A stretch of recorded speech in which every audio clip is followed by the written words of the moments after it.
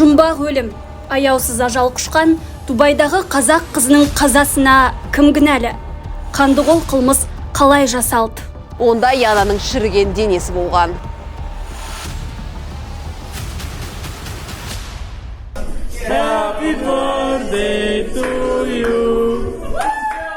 Сәлем достар, бұл Барыс медиа арнасы. Мен ешкімді бейжай қалдырмайтын оқиғаны айтқым келеді. Бұл Біріккен Араб Әмірліктерінде аяусыз өлтірілген көңілді жас және амбициясы мықты Яна Бейсенбаеваның оқиғасы. Оның ең құнды өмірінен айырды, ал айырған бұрынғы жігіті. Бұл классикалық абьюзивті қарым-қатынас болған. Біздің кейіпкеріміз осы тираннан алыс басқа елге қашуға мәжбүр болды. Бірақ бұл Янаны құтқармады. Нәтижесінде чемодандағы оның кесілген денесі шалғайдағы Араб шөлінен бірақ табылды. Барыс медиа түсірілім тобы жәбірленуші тараптың адвокаты Ғалым Нұрпейісовпен бірге Дубайға арнайы келіп, осы сұмдық оқиғаның жай-жапсарын сіздерге баяндап бермек. Өлімге дейінгі 4 жыл, 2015 жыл. Қытайда білім алған Яна кішкентай қызымен отанына зор шабытпен оралады. Янаны құрбылары әлемді сүйген, саяхатты жаны қалайтын ақ жарқын ару еді деп еске алады. Шетелге барып мансап құруды армандаған. Көркі келіскен әрі өршіл мінезді келіншектің жүрегін жаулағысы келетіндерде аз болмайды. Түбіне де жеткен осы еді. Яна была. Ол өте қабілетті, ақылды, білімді қыз еді. Жоғары білімді Қытайда алған болатын. Сосын сол жерде қызмет істеген. Атырауда білім алып, Тенгиз Шеврол компаниясында жұмыс атқарған. Янамен біз 2012 жылы Қытайда бірге оқып жүргенде танысқан болатынбыз. Шанхай қаласында бірге тіл курстарына қатысқанбыз. Мен сол жерде пәтер іздедім. Янаға бірге тұратын серіктес керек болды. Солай екеуміздің достастығымыз басталды. 1,5 жыл бойы бірге тұрдық. Өлімге дейінгі 3 жыл. Жаңа жылдық корпоратив кезі еді. Тартымды келген бейтаныс адам кеш бойы Янадан көзін алмайды. Артынша қызға және оның әріптестеріне жақынырақ отырады. Араласа келе олар бір бизнес орталығында, бірақ әртүрлі ұйымдарда жұмыс істейтін болып шығады. Жігіті Янаға жағымды әсер қалдырады. Барған сайын бірге жиі уақыт өткізіп, достықтары өзгеше сезімге ұласады. Әдемі кездесулер, бірлескен жоспарлар, ерекше қамқорлық. Осындай ілтипаттарды бастан кешірген Яна ғашық болып қалғанын түсінеді. Алайда сүйіктісінің үйленгенін және балалары бар екенін білгенде қуанышы су сепкендей басылып еді. Әйелі және 3 баласы бар. Менің білуімше, әйелі өте өктемшіл болған. Және олардың қарым-қатынастарында әйелі абьюзер болған көрінеді. Ол күйеуін қатты жақсы көретін, бірақ оған қарамастан ол әйелінен кеткісі келетін. Әйелі тіпті маған жазатын. Неге маған жазасың? Бұл сендердің шаруаларың. Өздерің шешулерің керексіңдер десем де жазуын қойған жоқ. Жаны азап шегіп жүргенде жақсы көрген адамы агрессия көрсетіп, негізсіз қызғанатынды шығарады. Марқұмның анасының сөзінше Яна үйіне беті мен денесі көгеріп оралатын. Қызының соққыға жығылғанын түсінген ана мән-жайды білуге тырысқан, бірақ Яна жауап беруден ылғи қашатын. Ол кездері марқұм қызымен бірге туған әпкесінің пәтерінде тұрды. Бір күні анасы үйіне барса, жуынатын бөлменің есігі қатты соққыдан сынып қалған екен. Яна тек осыдан кейін ғана анасына жанжал кезінде қызы екеуі дәретханаға жасырынуға мәжбүр болатынын мойындаған. Сондай-ақ ол еркектің дөрекі әрекетін, адамдарды ұрып-соғып олардан ақша талап ететінін айтыпты. Бұл қатынастан бақыт таппайтынын ұққан Яна әлгі еркекпен байланысын үзуге әрекеттенеді. Он пытался ее преследовать. Ол тіпті біздің үйге дейін ізіне түсіп, аңдуға тырысатын. Ол оның қайда тұратынын білетін. Терезесінің жанында тұрып, ит үрсе де, қарындасым телефон арқылы неге тұрсың? Кет деп айтса да кетпейтін. Были попытки, когда Кетуге әрекет еткен кезде ол оны суреттермен және тағы да басқа заттармен бопсалайтын. Тіпті құрбыларымен серуендеуге шығып кетсе қол көтеретін. Қаза табардан 9 ай бұрын, 2018 жыл, маусым. Алматыдағы паптардың бірінде демалып жүрген кейіпкерімізді жігіті түн ортасында келіп алып кетеді. Аздап ішімдік ішіп, қала көрінісін тамашалайды. Жігіт оны жақындасуға көндірмек болғанда Яна үзілді кесілді бас тартып итеріп жібереді. Оны қабылдай алмаған ер адам күш қолданып жыныстық әрекетін іске асырады. Кейбір айғақтарға сәйкес зорлаушы жәбірленушінің қолын скотчпен байлап электрошокерді де қолданған. Оқиғадан кейін қаскөй қызды қаланың басқа бөлігіне апарады. Сол кезде Яна көліктен секіріп, бірақ құтылыпты. Он над ней так издевался, так издевался. Ол оны қорлайтыны туралы мен арыз жазған кезде білдім. Көліктен лақтырып жіберетін, электрошокермен қимылсыз қалдырып зорлайтын. Келесі күні полицияға зорлау туралы арыз жазады. Бірақ біраз уақыттан кейін арызы қайтарылып, іс тараптардың татуласуы себепті тоқтатылады. Өлімге дейінгі жарты жыл. Бұл уақытта Яна қанша әрекеттенсе де жігітімен қатынасты оңайлықпен үзе алмайтынын түсінген. Күз мезгілі еді. Кейіпкеріміз құрбысының Біріккен Араб Әмірліктеріндегі қонақ үйлердің біріне жұмысқа орналасуы туралы хабарлама алады. Яна бұл ұсынысқа қызығады, әрі тиран жігітінен алыстай аламын деп ойлайды. Я увидела объявление. Мен хабарландыруды көріп, өтініш жіберген болатынмын. Қонақ үй өкілдері Алматыға келген кезде сұхбаттан өттім. Соңында Янаны шақырдым. Сұхбаттасудан сәтті өтіп, Яна жұмысқа қабылданады. Құжаттарын жинап, визаға да қол жеткізеді. Анасының айтуынша осы кезде ол төл құжатындағы есімін Янадан Дианаға ауыстырып, әкесінің атын алып тастайды. Ол мезі болған жолдасынан осылайша жасырынғысы келгенін секілді. Қайтыс болардан 108 күн бұрын. Әуе билеттерін алып Дубайға ұшуды асыға күтіп жүрген Диана Араб Әмірліктеріне көшіп, өмірім жаңарады деп үміттенеді. Ұшақтың күні кешке жігіті келіп, оған сыртқа шығуды өтінеді. Кездесуге кеткен Диана бір сағаттан кейін үйіне жылап оралады. Анасы бетінде соққының ізі болғанын айтады. Мұны оның достары да растаған еді. Бірақ Диана полицияға шағымдануға асықпады. Сірә жігіті оны Дубайға кетуіне қарсы болып қалуын талап еткен болуы мүмкін деп топшылайды жақындары. Последний день, когда Ұшатын уақыты сағат түнгі 2-де болған. Ол Янаны кешкі сағат 9:10-дарда шақырған екен. Яна ешкімге айтпай қашып кеткен еді. Біз байқамайда қалдық. Бір сағаттан соң үйге жылап сықтап келді. Ол оны ұрып соққаны туралы айтты. Бірақ неге жылап тұрғанын айтпады. Мен үшін әйелімен ажырасы деп мұңымен бөлісті. Бірақ ол уақытта ол әйелімен ажырасып қойған болатын. Қалай болғанда да қыз әйтеуір ұшаққа мініп Араб еліне аттанып кетеді. Біз қазір туристер арасында өте танымал Blue Waters Island аралындамыз. Қазақша айтар болсақ, қолдан жасалған көк су аралы. Менің артымда тұрған марқұм Яна жұмыс істеген қонақ үй, ол кезде атауы басқа болған. Қазір жаңа иелері атауын өзгерткен деседі. Дубайға келген Диананы жұмыс берушілер жайлы тыныш аудандардың біріндегі тұрғын үйге жайғастырады. Ол пәтерде өзі сияқты Ольга есімді отандасымен бірге тұрады. Қылмыстық істің басты куәгері әрі Диананы соңғы рет көрген адам болса, ол дәл осы Ольга болады. Кісі өліміне дейін 84 күн. Бұл видеода әріптестері Диананы туған күнімен құттықтап жатыр. Ол 31 жасқа толған еді. Happy birthday to Diana. Happy birthday to you.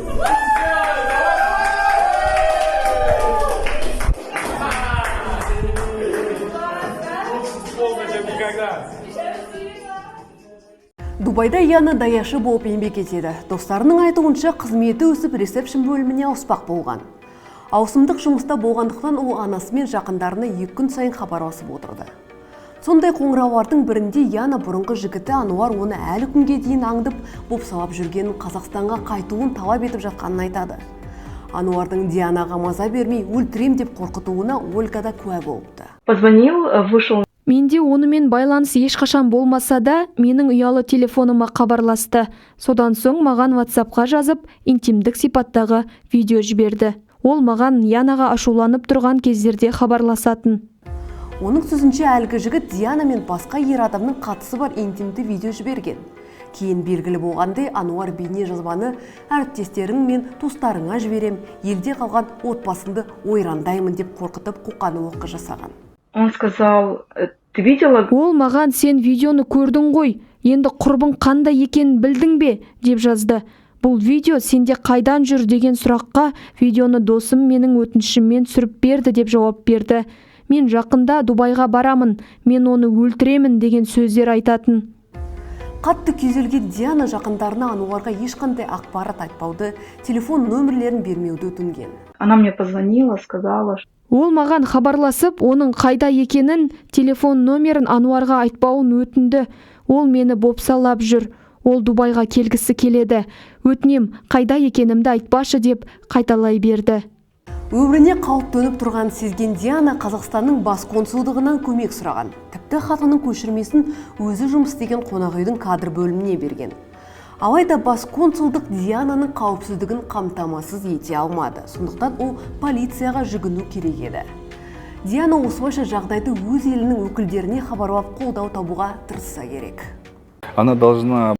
Ол құқық қорғау органдарына жүгінуі керек еді. Менің ойымша, Яна қауіп төніп тұрған туралы консулдыққа жазғаны өте үлкен қателік болды. Қаза болардан 3 күн бұрын. Дубай прокуратурасының тергеуіне сәйкес Ануар Үсенбаев Алматыдан Біріккен Араб Әмірліктеріне 27 наурызда таңғы сағат 8:50-де ұшқан. Бейне бақылау камерасының оның қолында бір кішкентай спорт сөмкесі мен үлкен қара чемодан болғаны көрінеді. Сағат 09:09-да әуежайдың автотұрағында оны ұзын бойлы қара шалбар мен ақ көйлек киген кавказдық Саид есімді жігіт күтіп алады. Екеуі бір-бірін танымайды. Сондықтан Ануардың туыс ағасы Габриэль келушінің фотосын беріп, Саидтан оны күтіп алуын өтініпті. Ануар Саидтан Керфур супермаркетіне апаруын өтінген. Саид нақты қайсысы екенін сұрағанда, ол Google картадан бір нүктені көрсетіп, Альбарш ауданындағы тұрғын үйге апарып тастауын айтқан. Кейін анықталғандай, Ануар әлеуметтік желідегі геолокация арқылы Диананың орналасқан жерін тауып, нағыз маниак сияқты әрекет еткен. Ал чемоданын Саидтың көлігіне қалдырып, заттарын шағын сөмкесіне ауыстырып алады. Мына кадрларда Ануар Диананы тұрып жатқан ғимараттың алдына келіп телефонмен сөйлескені байқалады. 6 сағат 16:14-те лифтке мінген. Тергеуге берген түсініктемесінде ол 3 күн бойы Дианамен бірге болған. Алғашқы күндері олар Диананың әріптестерімен бір пәтерде демалып, спиртті ішімдіктер ішіп, жағажай мен кафелерге барыпты. Олардың 3 күн бойы нақты немен айналысқаны белгісіз. Алайда бейне бақылауға 27 наурыз күні кешкі сағат 21:30-да олардың ғимаратқа кіріп қайта шыққаны түсіп қалған. Қаза болардан 1 күн бұрын. 29 наурыз күні Дианамен бірге тұратын Ольга үндістандық әріптесінің пәтеріне уақытша ауысады. Ольга Ануармен бір пәтерде тұру ыңғайсыз екенін айтқан. Оның үстіне жігіттің бұрын Диананы қорқытып интимді видео жібергені көңіліне күдік ұялатыпты. Бірақ ол сәтте Диана мен Ануар татуласқандай көрінген. Сондықтан бұл жағдайда аса мән бермей Диананы емін-еркін пәтерде жалғыз қалдырып кете берген екен. 1 сәуір таңертең Ольга Диананың жағдайын білмек болып пәтеріне барады. Бірақ Диананың бөлмесі құлыптаулы екен. Есігін қаққанымен ешкім жауап қатпайды. Ольга күдікті ештеңе байқай қоймайды. Тек шабанының дөңгелегінен қалған ізді көзі шалғанда ғана даурығып, уайымға салына бастайды. Кенет кіреберісте Ануарды кездестіріп, одан Диананың неге жұмысқа келмегенін сұрайды. Ал әлгі болса, олардың кеше түнгі клубта болғанын, Диана жұмысқа енді баратынын айтады. Қонақ үйге келген Ольга Диананың әлі де жұмыста еместігін көріп шошып кетеді. Бірден Ануарға хат жазып сұрағанда, ол Шарджаға достарына кеткенін айтады. Диананың халі үшін анасы да қатты алаңдаулы еді. Наурыздың 28-і Диана ақша жіберіп, қызына керек заттарын алып беруді өтінген. Ал 30 күні Дианамен байланысу тіпті мүмкін болмапты. Телефоны өшірілді. Кейіннен әріптестері хабарласып іздеген, бірақ оның қайда екенін ешкім білмейді. Она мне выслала. Ол маған ақша жіберіп, алу керек заттары туралы айтты. Мен онымен телефон арқылы ақылдасып, барлық заттарды сатып алдым. Сол күні кешке хабарласқанда телефонын көтермеді. Қаза орын алған күн. Дубай прокуратурасының тергеуі бойынша Диана Бейсенбаеваны өлтіру оқиғасы 30 наурыз бен 1 сәуір аралығында болған. Соңғы рет бейне бақылау камерасы оны 30 наурызда кешкі сағат 5:44-те түсіріп алған. Біз анық не болғанын әрі Диананың қандай жағда өлім құшқанын айта алмаймыз. Дегенмен қылмыстың объективті және субъективті жағын көрсеткіміз келеді. Алдымен оқиғаның субъективті жағынан, яғни сотталушы Ануар Үсенбаевтың берген жауабынан бастасақ. Айтуынша олар пәтерде ішімдік ішкен. Үсенбаев Диананың өтінішімен 2 литр араға келген. Диана жуынатын бөлмеге барып есірткі иіскеп келгенбіз.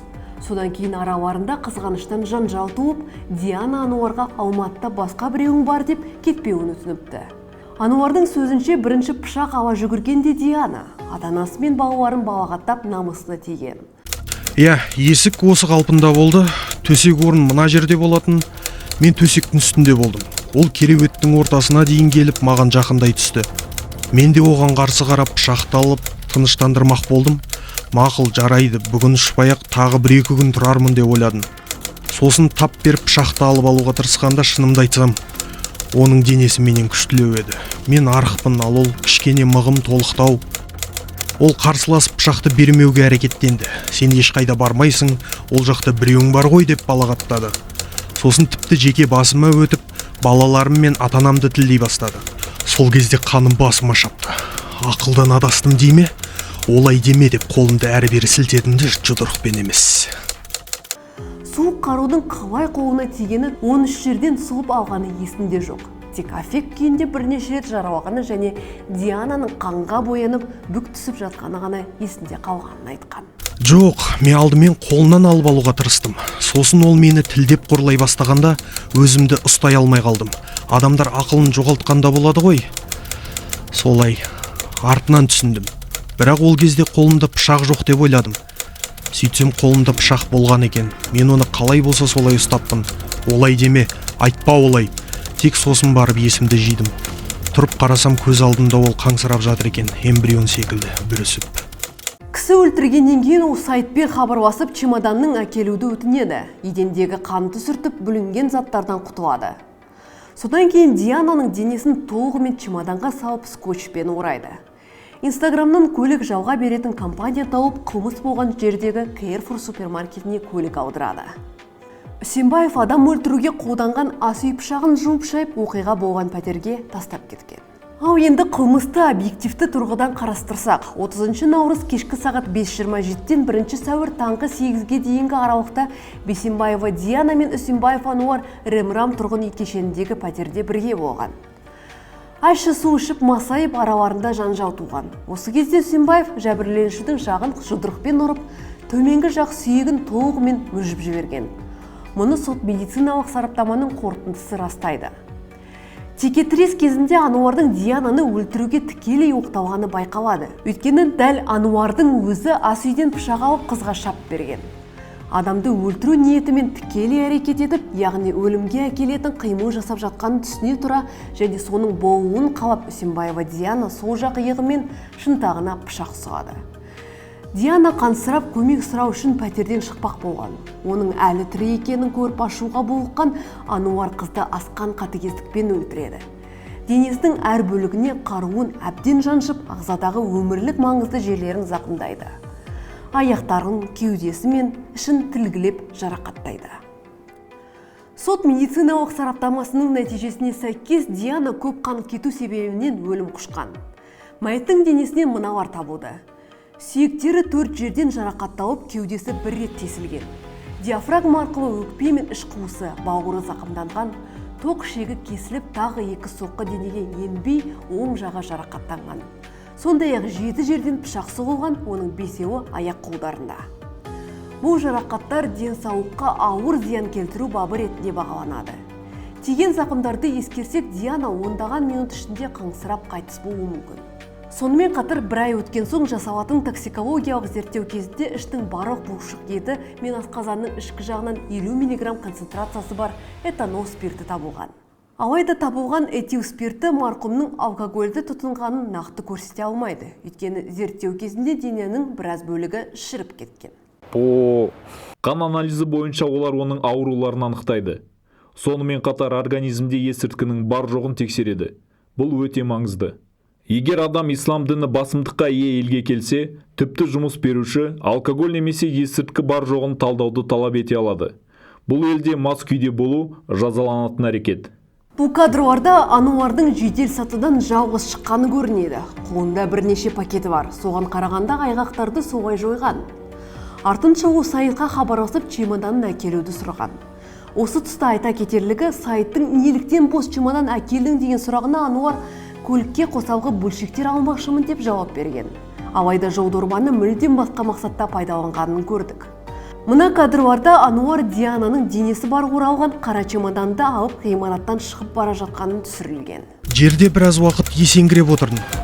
Қанша уақыт отқаным есімде емес, бірақ бірнеше сағат отырдым. Сасқанымнан жатын бөлмеге бармай диванда ұйықтадым. Көп ойландым, уайымдадым. Тіпті жедел жәрдем шақырсам ба деген ой келді. Болмаса біреулер келсе, солар шақыратын шығар деп ойладым. Өзімнің батылдығым жетпеді енді.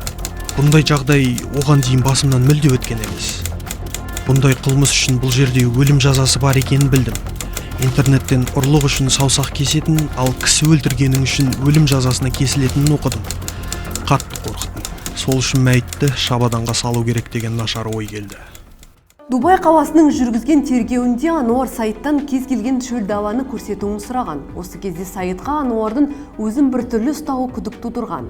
Ол қолдарын әрі-бері бұлғап, өз-өзімен сөйлесіп отырыпты және қолдарының сызат іздері байқалған. Ол біреумен төбелескенін, біреуге шабуыл жасағанын айтып сандырақтайды. Соңында біреуге пышақ сұққан мойындайды. Күдігі көбейген Саид кенет жол жиегінен тоқтап, Ануарды көліктен түсіріп, чемоданын беріп, енді хабарласпауын айтады. Оған мұндай проблема қажет емес еді. Өкінішке қарай Саид полицияға жүгінбейді. Салдарынан ол қылмысты хабарламаған үшін айыпталады. Жалғыз қалған Ануар көлік жаудау ұйымына хабарласып, Керфур супермаркет алдына көлік шақырады. Жолдорбасы жүк салғышқа сыймай, оны артқы орындыққа қояды. Дубайды бірнеше сағат араладым. Жанармай құйып тағы біраз жүрдім. Барып беріле салуды да ойландым. Бірақ олардың заңдарын ойлап бойымды қорқыныш биледі. Келіп бір жерге тоқтадым. Жан-жағыма қарасам ешкім жоқ. Чемоданды түсірдім. Бір шөл далаға тоқтап, чемоданды сонда көмдім. 15-20 метрдей жүрдім, әрі қарай бара алмадым. Ауыр болды. Кішкене шұңқыр қаздым да, бірақ сонда да жер төмпешіктеніп шығыңқы болып қалды. Чемоданды айдалаға тастап майда шүйде заттар алу үшін дүкенге соқтым. Келесі күні қайтадан елге ұшып кеттім. Полицейлерді көрген сайын қорқып әбден дегбірім қашты. Сөйтіп Қазақстанға қайтып келдім. 18 сәуірде, яғни өлтірілгеннен кейін 19 күн өткен соң Аль-Барш ауданының полиция бөліміне қоңырау түсті. Дубай мен Абу-Даби әмірліктерінің шекарасында шөлді жерде ағаштардың артында сасық иісі бар ауыр жол сөмкесі табылды. Онда Янаның шіріген денесі болған. Полицейлер табылған затты көріп есеңгіреп қалады. Құмды жерде жатқан жолдорба құрттап жәндіктерге жем болған. Сондай криминалистер чемоданның сүйретілгенін анықтап, көмілген жердің маңайынан темір тұтқа тапқан. Ануар Үсенбаев өте сақ әрі салқын қанды кісі өлтіруші. Ол бұған дейін 2013 жылы алаяқтық үшін қылмыстық жауапкершілікке тартылған. Алайда істің мерзімі ескіруіне байланысты жазадан сытылып кеткен. Айыбын түсінбей жазасыз қалған ол қылмыстың зорын жасайды. Адамға аяусыздық танытып, Диананы электрошокермен қинап, жанын азап шектіреді. Бұл енді садистік қасиет деп құрбанын жүйелі түрде қорғап келген. Мұндай тауқыметке шыдамаған әйел атын өзгертіп, өзге елден бас сауғалайды. Алайда озбыр әрекеттерге бой үйренген қаскүнемге бұл да кедергі бола алмады.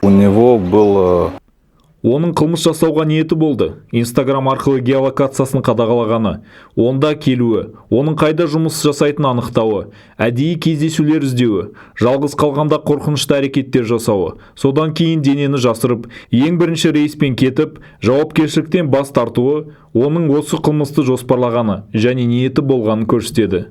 Үсенбаев қасақана кісі өлтіру деп табылған айыпты мойындамайды. Бірақ істің мән-жайына қарасақ, алдын ала әкелінген дәу чемодан, өлтірем деп қорқыту, жәбірленушіні ғаламтор арқылы іздеп тауып алу, кісі өлтірудің алдын ала жақсы жоспарланғанын көрсетеді. Я думаю, что это сволочь. Менің ойымша бұл жетесіз бәрін алдын ала жоспарлаған. Келіп, адам өлтіріп, дереу қашып үлгерді. Содан соң 5 жыл бойы тығылып жүрген қуанышқа орай біздің билік оны таба алды. Қазіргі таңда Алматы қаласының қылмыстық істер жөніндегі мамандырылған ауданаралық сотында сот процесі өтіп жатыр. Сотталушы Ануар Үсенбаевқа 2 бап, зорлау және аса қатыгездікпен кісі өлтіру бойынша айып тағылып отыр. Осы уақытқа дейін іс бойынша халықаралық тергеу жүргізілді. Біріккен Араб Әмірліктерінде мұндай қылмыс үшін өлім жазасы қарастырылған. Ал Дубай прокуратурасы қылмыскерді экстрадициялауды сұраған, бірақ Қазақстан өз азаматтарын басқа елде соттауға жол бермейді. Все материалы дела. Бұл істің барлық материалдары құзырлы органдармен тексерілген. Ол іс аяқталмаған, жай уақытша тоқтатылды. Ал іс материалдары бойынша қылмыскер өзінің құрбысын қасақана іздеп, өмірінен айыру әрекетін жасағаны анықталды. Қылмыстың бұл категориясына сөзсіз өлім жазасын қолданады. Әр мемлекет өз азаматтарына қамқорлықпен қорғаушылық қамтамасыз етеді. Ресей Федерациясында немесе кез келген тмд елдерінде өз азаматтарын экстрадициялау үшін ұстап бермейді. Дәл осылай Қазақстанда өз азаматтарын ұстап бермейді. Бұл біздің заңда, Конституцияда нақты көрсетілген. Бірақ қылмыскер Қазақстан шекарасын кесіп өткен жағдайда экстрадициялау үшін дереу ұсталады. Сондықтан жәбірленуші отбасының адвокаты Қаскөйді өмір бойына бас бостандығынан айырып, моральдық өтемақы талап ететінін айтты. Будучи на процессе, Сот процесі барысында мен оны бақылап отырдым. Мен оның көзінен бұл қылмысы үшін өкінгенін көрмедім. Ол марқұмның анасына жаман нәрсе істегендей қарады. Сот процесі кезінде біз жәбірленушінің де, сотталушының да реакциясы мен эмоцияларын көріп отырамыз. Көз жанның айнасы демекші, адамның ішкі күйін көздерінен білуге болады. Мен оның көздерінен ешқандай өкініш көрмедім. Я думаю, что он в любом Менің ойымша ол міндетті түрде жазаланады. Тек заңды түрде ғана емес, Құдай да бәрін көріп тұр. Мен оның өмір бойына бас бостандығынан айырылғанын қалаймын. Өйткені ол анасын қызынан айырды, достарынан құрбысын айырды. Ни разу не подходили. Оның тарапынан кешірім сұрағанын мүлде естімедік. Айта кетейік, халықаралық тергеу барысында сотталушы Ануар Үсенбаевқа Интерпол іздеу жариялаған болатын. я хотел бы сказать, что Мен Біріккен Араб Әмірліктерінде полиция керемет жылдам сапалы жұмыс жасады деп айтқым келеді. Олар бейнекамералардың көмегімен күдіктіні тез анықтай алды. Қандықол азамат Араб Әмірліктерінен келген соң ұзақ уақыт бойы құқық қорғау органдарынан жасырынып келмеген. Алғашында Алматыда күнделікті жалдамалы пәтерлерде, кейін Шымкенттегі туыстарының қолында тұрған. Жедел қызметкерлер оны тек 2023 жылдың шілдесіне, яғни қылмыс жасаған кезден 4 жыл 3 ай өткенде ғана ұстаған. Басында қалада пәтер жалдағанмын. Күніне 10 мың теңге төледім. Ешқандай құжатым болмаған соң үстіне қосып төлеп отырдым. Осылай шамамен 2 ай жүрдім. Тіпті үй иесі одан да пәтерді айына жалдағаның тиімді емес пе дегенде бәрі дұрыс, шығынды компания өтейді деп айтатын. Кейін үйді облыстан жалдауға көштім. Бара-бара басқа облыстарда бас сауғалап жүрдім.